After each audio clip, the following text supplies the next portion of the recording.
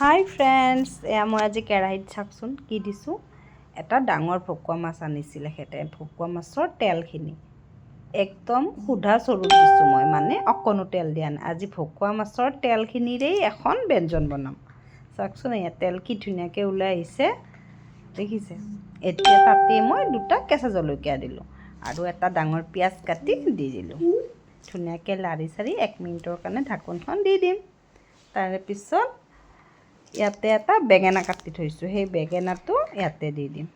দি পেলাই ধুনীয়াকৈ লাৰি দিম, নিমখ আৰু হালধি দি পেলাই সিজিব দিম অলপ সময়ৰ কাৰণে।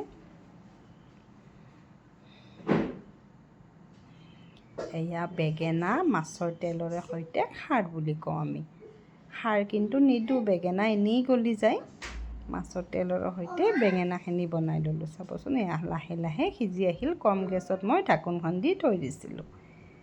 তাৰপিছত শেষত আৰু ধুনীয়াকৈ সিজি যোৱাৰ পাছত অকণমান পানী দি দিছোঁ মই, অকণমান টান হোৱা যেন পালোঁ যে অকণমান গৰম পানী দি আৰু ঢাকোনখন দি 1 মিনিটমান ৰখাৰ কাৰণে পিছত ধুনীয়াকৈ বেঙেনাখিনি সিজি আহিলে।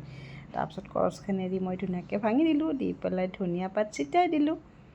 মোৰ হৈ গ'ল মাছৰ তেলৰে সৈতে বেঙেনাৰ ব্যঞ্জন। অকণমানে বনাইছোঁ যিহেতু সামান্য তিতা লাগে। আজিৰ ভিডিঅ'টো মোৰ এইখিনিয়ে আছিল। কেনেকুৱা লাগিল জনাব আৰু কোনে কোনে খাই তাকো জনাব। আজিলৈ এইখিনিয়ে, বাই বাই।